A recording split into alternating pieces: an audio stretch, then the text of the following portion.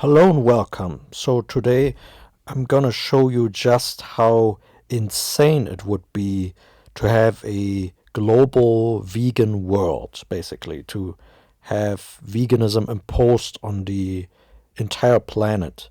Because, as you well know, there are many arguments against veganism, right? It's a deficient diet that lacks many nutrients and it has many plant toxins such as oxalates in it and mycotoxins, and it is also not very good for the environment, and also many animals die during crop production and all these problems, right? But I think that another problem on top of that is that veganism, global veganism, would seriously undermine and seriously compromise our food security, okay? Our global food security and the food security of many countries, actually. Because what you have to understand is that the food that vegans require, right, the crop based diet, basically, it requires harvest, right, and a consistent harvest delivery, right, a consistent supply of crops. But this is largely dependent on good weather, right? This is dependent on the weather and the climate. But there are many instances in which the weather completely wipes out a harvest, right? And leads to crop failure, harvest failure, and ultimately makes many people go hungry, right? So this is a huge problem for vegans, actually, because if you want to have a global vegan world where everybody's vegan and everybody just eats plants, right, and no animal products, then you have to contend with the fact that your diet is 100% dependent on the weather and the climate, right, and on good harvest. But this is not always possible. There are times when the harvest is completely wiped out. And I'm going to show you many examples of this, right? And this is happening frequently, by the way. So here's your first example. Fruit and vegetable crops wiped out by unseasonal, rainy, cold Queensland weather, right? And here you can see it on the picture, right? And this is worldwide, right? Chile, heavy rains likely caused over $1 billion in agricultural losses, right? And Chile, by the way, is a very major fruit exporter, right?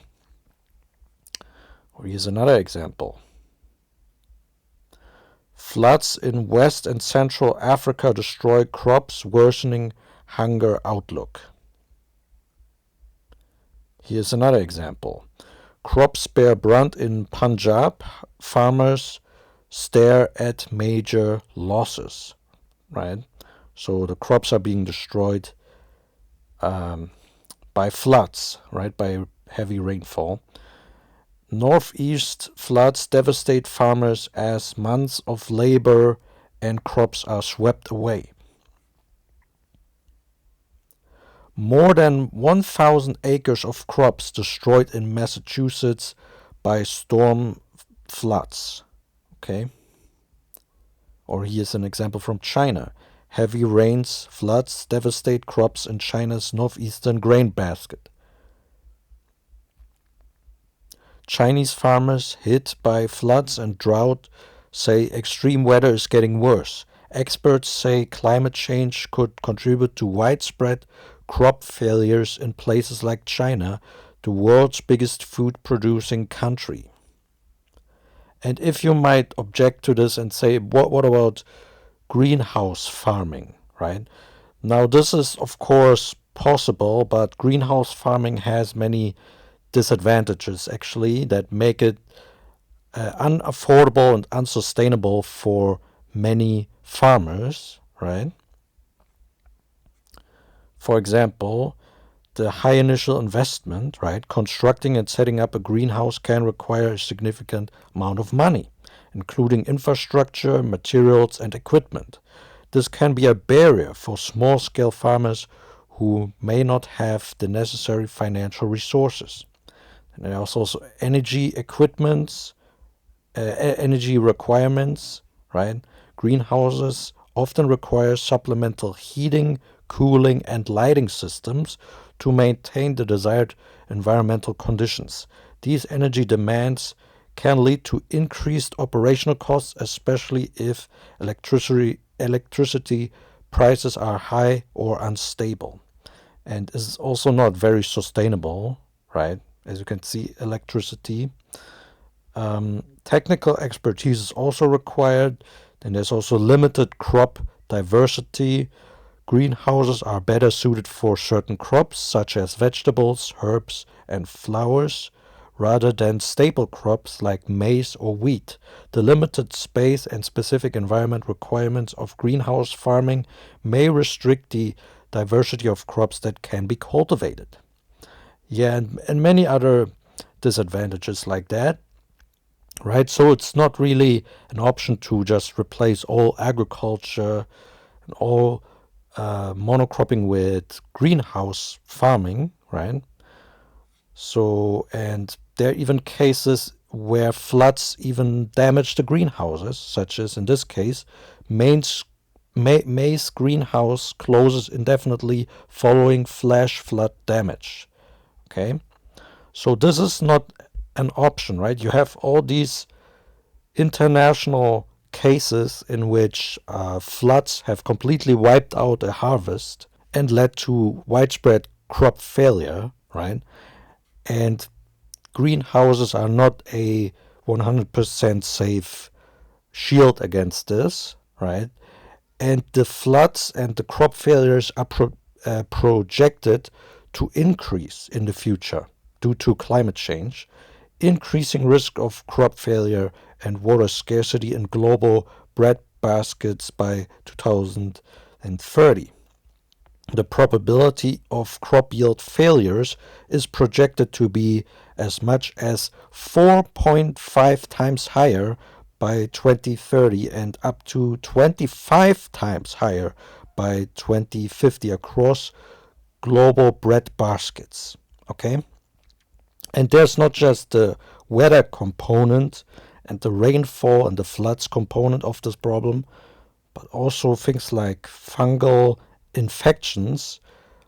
Here's an article from Science Daily. Devastating fungal infections wiping out crops and threatening global food security, experts warn. Scientists have warned of the devastating impact that fungal disease in crops will have on global food supply unless agencies across the world come together to find new ways to combat infection. Worldwide, growers lose between 10 and 23% of their crops to fungal infection each year, despite widespread use of antifungals. An additional 10 to 20% is lost post-harvest. In a commentary in Nature, academics predict those figures will worsen as global warming means fungal infections are steadily moving polewards, meaning more countries are likely to see a higher prevalence of fungal infections damaging harvests. Okay? And this basically means that a lot of countries, especially in the developing world, will be dependent upon food imports, right? So in a vegan scenario, there would be an increase of many countries being dependent on other countries for food imports, right? But this has problems of its own, right? Dependence on food imports threatens developing countries, report finds, right? Extreme weather and restrictive export policies could create a food crisis that would threaten 200 million people worldwide, a study has shown.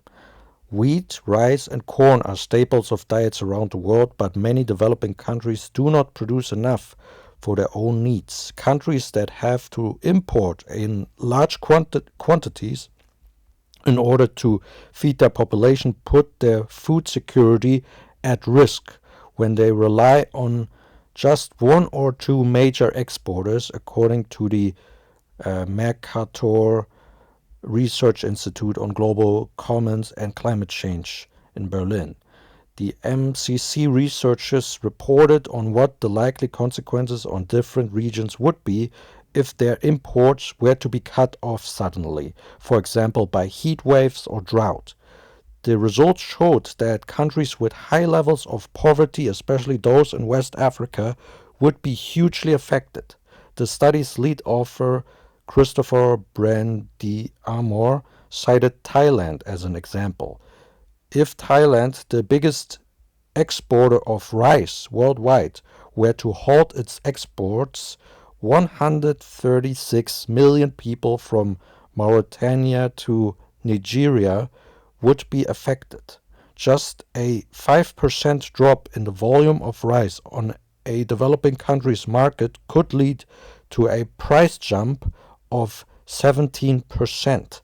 This is significant when someone has to survive on less than $2 a day, the researcher added.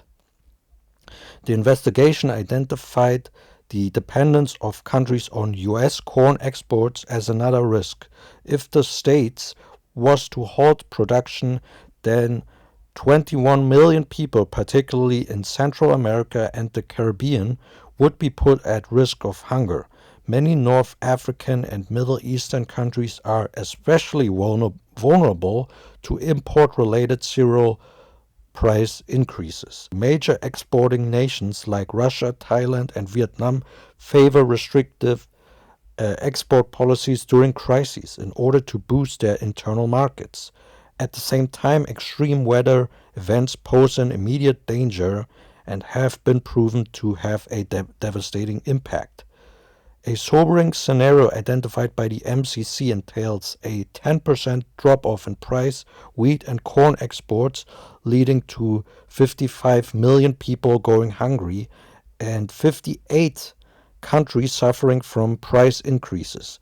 If flooding was to hit the rice production of Vietnam's Mekong Delta, then people in the slums of Lagos and Nigeria would no longer be able to afford staples such as rice, warned another of the study's contributors, Felix Kreutzig.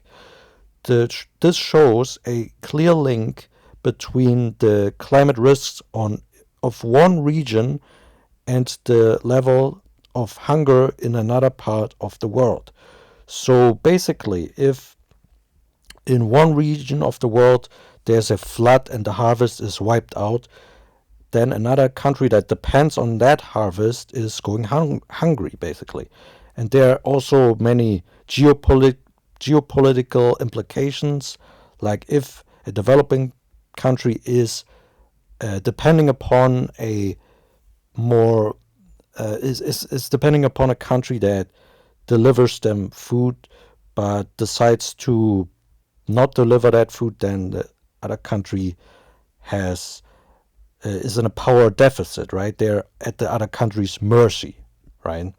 So this is very problematic that you have an increase in countries under a vegan scenario where everything would be dependent upon the mercy of good weather and more powerful countries, basically, and exporters of crops, right? But now you might say that, but isn't this also true for livestock production, because bad weather could also damage livestock feed and floods could drown livestock, and wouldn't this also affect livestock? Wouldn't this also be a problem for livestock? And yes, to some extent this is true. However, it is not true in the same way, right? And let me show you why this is. So here's an excellent study, Impacts of Climate Change on the Livestock Food Supply Chain, a review of the evidence, right? And it says right here, overall, livestock ownership itself can support farmers' resilience in times of climate change and climate extremes. This is particularly the case in smallholder farming systems, where livestock plays multiple roles beyond producing food for the market. These roles include provision of wool, hides, skins, manure, animal traction, transportation, and food for home consumption. Livestock can also contribute to the diversification of income and accumulation of capital savings, and as such can also be used as a risk reduction strategy by vulnerable farming communities. In particular, livestock production is often more resilient to high climate variability or short length of growing periods than crop production.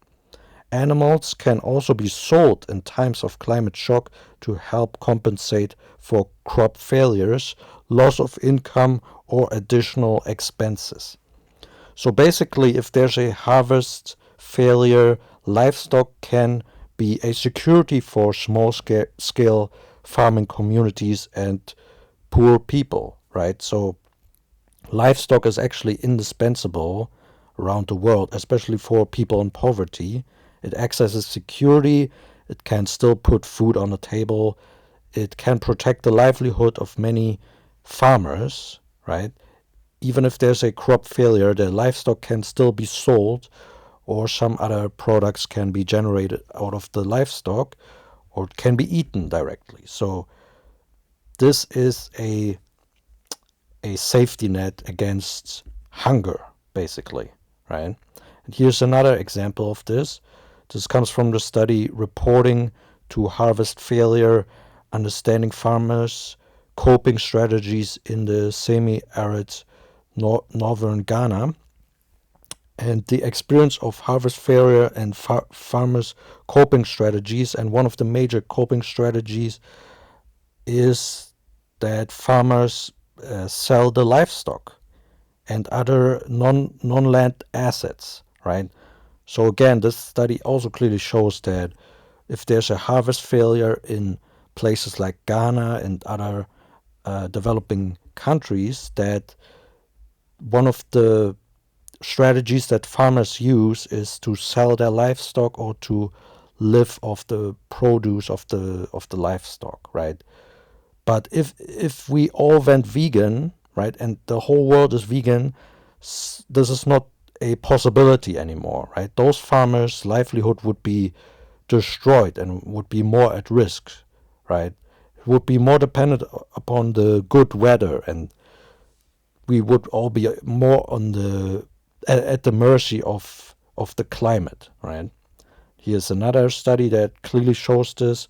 Livestock integration into soybean system improves long-term system stability and profits without compromising crop yields. Climate models project greater weather variability over the coming decades. High-yielding systems that can maintain stable crop yields under variable environment scenarios are critical to enhance food security. However, the effect of aiding a trophic level, i.e. herbivores, on the long-term stability of agricultural systems is not well understood. We used a 16-year data set from an integrated soybean beef cattle experiment to measure the impacts of grazing on the stability of key crop, pasture, animal, and whole system outcomes. Treatments consisted of 4 grazing intensities on mixed black oat and Italian ryegrass pastures and an ungrazed control. Stability of both human digestible protein production and profitability increased at moderate to light grazing intensities, while over-intensification or absence of grazing decreased system stability. Grazing did not affect subsequent soybean yields, but reduced the chance of crop failure and financial loss in unfavorable years. So this also clearly shows that with livestock there's an extra layer of protection from crop failures and financial losses to farmers, right? Here's also this important study: saving land to feed a growing population, consequences for consumption of crop and livestock products. And this looked at the Netherlands, and it found that large populations, 40 million or more, could be sustained only if animal protein was consumed.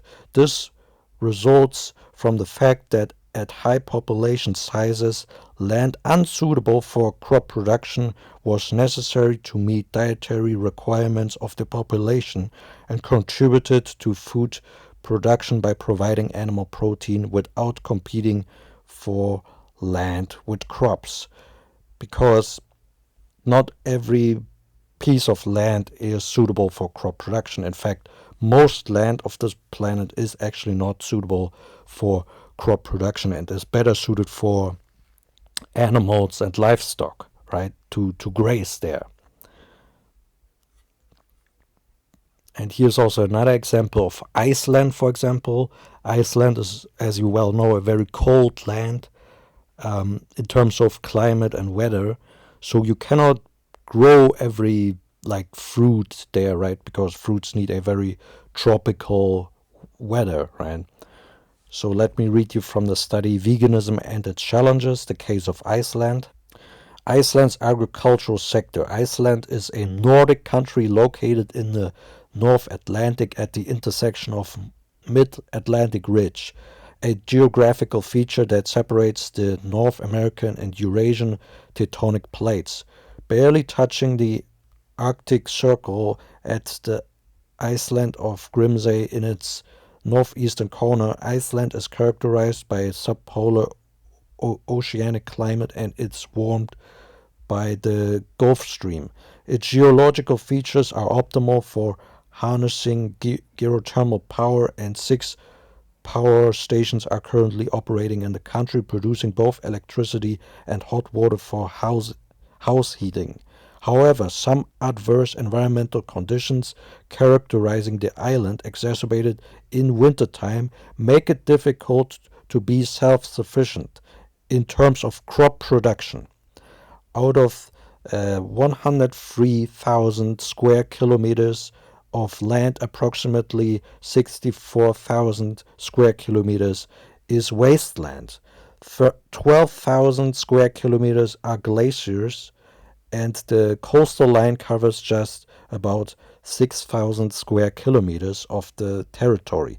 Erosion from strong winds, limited sunlight during the long winter, low temperatures during summer, unpredictable fluctuations in temperature all year round, and volcanic eruptions further aggravate the development of a self-sufficient plant-based industry. So basically, if you force Iceland, a country like Iceland, to be vegan, it would be devastating in terms of food self-sufficiency, right?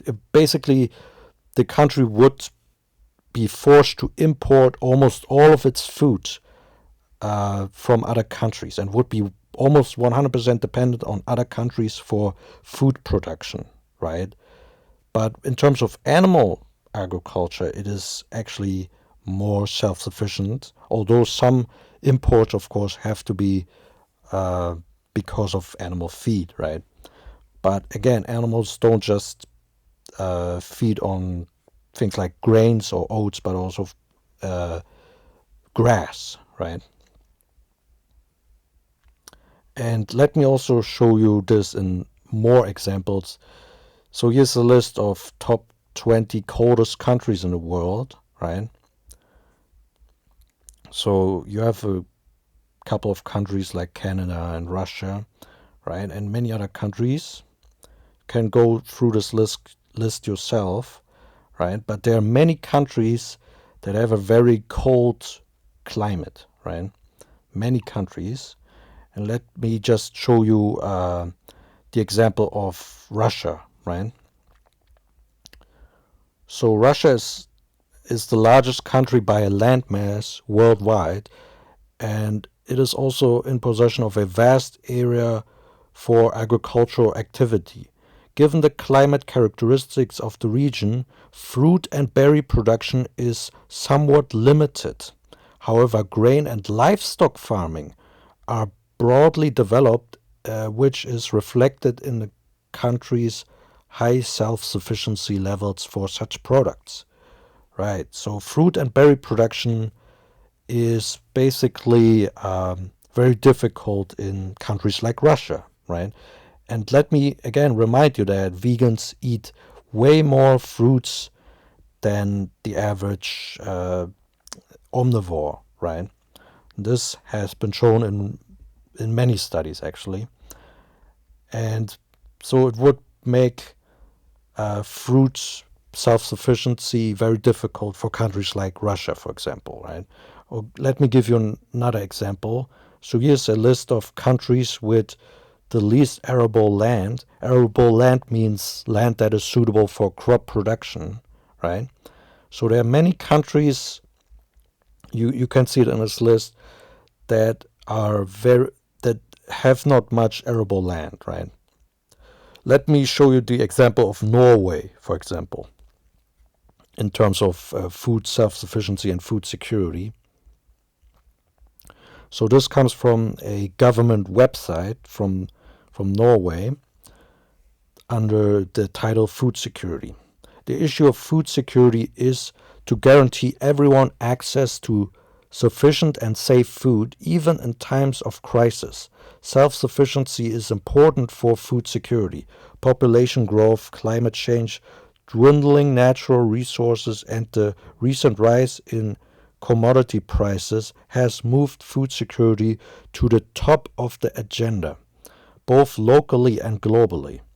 Food security versus food safety. The UN defines food security as follows, quote, food security exists when all people at all times have physical and economic access to sufficient, safe food for an adequate diet that meets their nutritional needs and preferences, and which forms the basis for an active and healthy life. Self-sufficiency. From the viewpoint of emergency preparedness, a society should produce as much as possible of the food its citizens actually need. In war or crisis, a reliable food supply is particularly important, and being self-sufficient is a significant factor in food security. Right? This is to see how important it is to be self-sufficient in food production. But again, under a global vegan scenario, this is not possible. Multiple countries could not be self-sufficient in food production, right? If we all went vegan and completely diminished the livestock agriculture sector, right? Then there would be almost no self-sufficiency for many, many countries, right? And it would undermine food security, especially during times of crisis, times of war, times of political and geopolitical conflict, right? Now back to Norway. Norway is largely self-sufficient when it comes to meat. Let me repeat that. Norway is largely self-sufficient when it comes to meat, while it is considerably and increasingly less so with regard to plant produce. Between 2005 and 2013, the self-sufficiency rate of plant produce decreased from 52 to 46%. So a vegan Norway would basically not be self-sufficient anymore when it comes to food production, okay? And it would leave them in a very vulnerable state, right? And the same is true for Germany, my country. So here you see a graph of the self-sufficiency in terms of different food items, right? It says here meat, milk, vegetables, fruits, eggs, potatoes, honey, sugar, and grain, right? So in terms of meat and milk and almost eggs, we are very self-sufficient, right? We can live off meat and milk just fine. We can produce this for ourselves, right? Self-sufficiently. But when it comes to vegetables and fruit, right? It says here 20% of fruit, for example, is produced in Germany, and the rest, the 80%, we have to import from other countries, right? And the vegetables, we also have to largely import. Uh, almost 70% we have to import from other countries, right?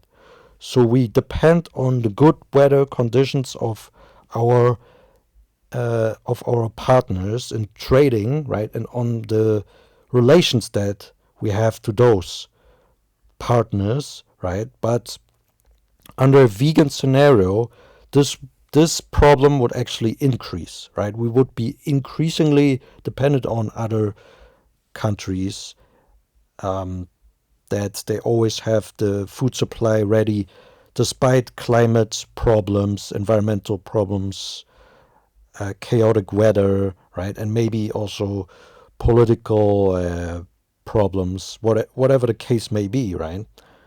So, of course, it would be better for a country to reliably have a sufficient level of self sufficiency in terms of food production during such crises, right? And now you might be saying, okay, but what about things like vertical farming, which would, of course, not be affected by bad weather conditions, right? But this is complete bullshit. Vertical farming is complete nonsense, as this article by Dr. Jonathan Foley points out. Vertical farming cannot feed the world. It is way too energy intensive and way too expensive in many ways. It needs massive amount of electricity and water pumping and cooling and all kinds of other problems. Basically, the problems that greenhouse farming has, but magnified. And also, Garland Farms also made this great video, which points out the flaws in the vertical farming scenario. Basically, you need an ocean of skyscrapers if you want to replace normal agriculture with vertical farming, right? Vertical farming is some some nonsense, to be honest. It's utopian thinking, and it's not realistic. It cannot feed the world. Okay, it's way too energy intensive and expensive. You might also be inclined to say that, okay, what about lab grown meat, right? So, but if you, I might do a separate video on lab grown meat and why this is problematic in my opinion. But for this, you can just read the article on the counter. Lab grown meat is supposed to be inevitable. Science tells us a different story. I will link it in the pinned comment, but let me just give you one quote from the article. Quote, if cultured protein is going to be even 10% of the world's meat supply by 2030, we will need 4,000 factories like the one GFI envisions, according to an analysis by the trade publication Food Navigator.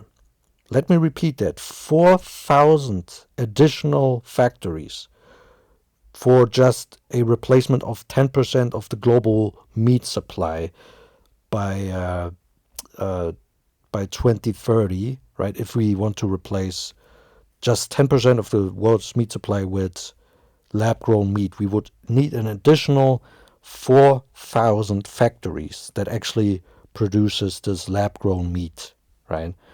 I mean, if this sounds sustainable to you, then I don't know what to say anymore, right? But this is obviously bullshit. And again, it doesn't address this problem with things like fruit production being very difficult among harsh climates and the harvest failures due to climate change and so on and so forth, right? Because even vegans would not just eat lab-grown meat, right? Even they would like to have a little variety to their diet, right? So yeah, I think that I've taken down veganism with this with these facts because again, a global vegan world is basically impossible. It's 100% impossible because of this problem of food security issues that would be magnified in a vegan scenario. Okay, and again, I've also done a video, veganism is driving us towards extinction, in which I point out that veganism would increase pesticide usage, which would kill off the pollinators, which we also need for crop production because a lot of crops need pollination. So this would further undermine uh, food security. So again, veganism is just stupid. Honestly, it's total nonsense. It's impossible even, right? And it would destroy the livelihoods of many people around the world, especially in poor countries, because they depend on livestock for food security, for financial security. Um, in cases of harvest failures, livestock is more resilient to climate change. I've shown this. Multiple studies show us that. So, and again, this is not just true in developing countries, but also in Western countries, right? Farmers warn wheat, oil, oilseed rape, potatoes, and other crops have been affected after wettest July on record. So yeah, this would be amplified if we had nothing but crops to eat, basically. These problems, right? So we need diversification of food sources, and therefore we need uh, livestock and animal farming. Okay, there's no way around that. Honestly, there's no way around that. There's no alternative to that. We cannot get rid of animal agriculture. It's bullshit. It's a fantasy. It would lead to global famines and to multiple farmers and poor people having their livelihood being destroyed by harvest failures and many other problems. So yeah, I think that I've dealt a devastating blow to veganism in this video, and there's really not much else to say. So yeah, thanks for watching.